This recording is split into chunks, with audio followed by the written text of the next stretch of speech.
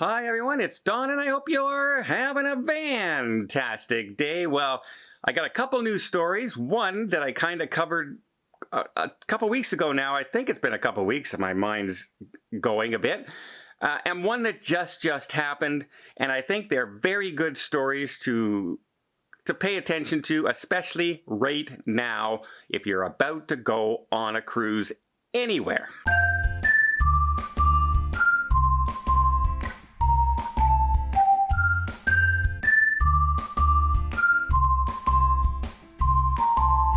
All right, a little while ago in the news media, there was a big, huge talk about the Caribbean Princess because they canceled the first Canada cruise and they took all their passengers off in San Francisco and flew them all home from there instead of Vancouver, where they were supposed to end up. And the news media was saying it was all because of COVID. It was because of COVID, and they were quoting two people. I even said, I've been watching every article out there, and every single article was quoting the same two people, the same couple on the ship. And I said, I looked at all the things that they were talking about, and that was possibly going on. And I said, okay, well, this could be a reason, and this could be a reason. So let's wait and find out exactly what happened before we start throwing the flags up and warning everybody and saying that ships are dangerous again, which is the worst thing that, I think the media can do. They really hype up, oh, you're gonna be in hospital forever, everybody, if you go on a cruise ship. And that's my problem. But I kind of said, there was somebody who said, well, there's quarantine. We see a whole deck blocked off for COVID. And I go, yeah, well, that's normal on cruise ships. I've seen it too, and there was no COVID on my ship when I was on it. But, that's a reasonable explanation why you would think there's COVID. And the reality is it's just a bunch of empty cabins that they have set aside for people who have COVID. But since that article's come out, I've had people contact me who were on the ship. And they say they knew numerous people on board who ended up being quarantined during the sailing because they had COVID. They knew crew members suddenly weren't their waiters anymore. Entertainers were suddenly not at the game shows, suddenly not in the theaters, and in fact, some of the entertainment was canceled outright altogether. And that changes the story now, because during the other stories, all we heard was possible COVID, and some other thing. Now they're telling us, no, entertainment was affected, my wait staff was affected. We're getting more detail. So it does look like there was quite an outbreak on that ship.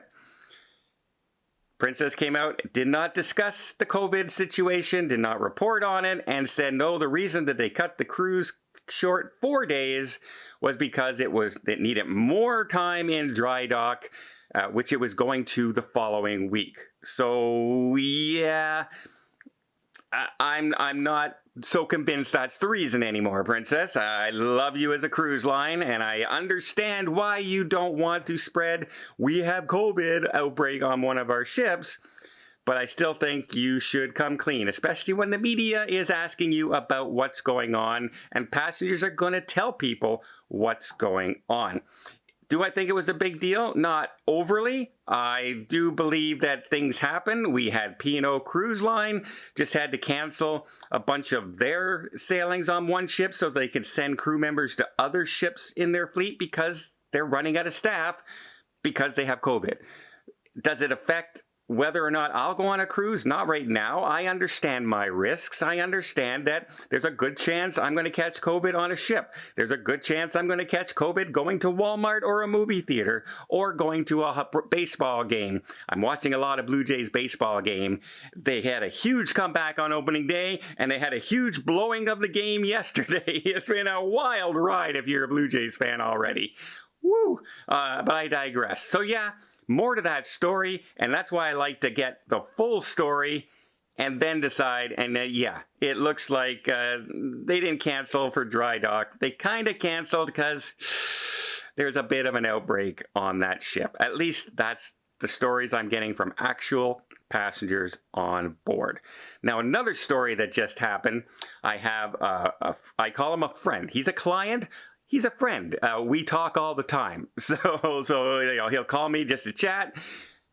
So I have a personal relationship with this gentleman, and he gave me a call first thing in the morning on a Sunday morning, like at, I think it was 5 a.m. And he was in a bit of a panic because he had stayed a few days extra in the UK before flying home. He wanted to spend 5 days, and he wanted to go around and look around. And great, you know, beautiful. Spend some more time, but then he took his home test for his flight home, and it tested positive. And he went, "Oh no, what do I do?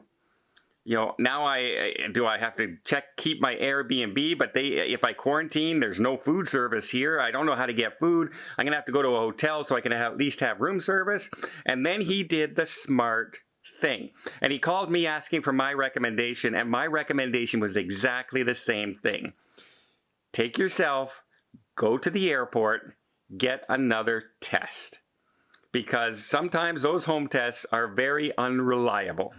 And you know, you're supposed to see 2 solid lines on some of them if you have positivity, and it'll come a solid line, and it'll be a very, very faint second line.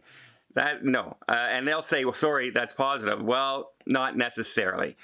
He went down, he went to the airport, he got his test, and in 20 minutes it's up, here you go, negative.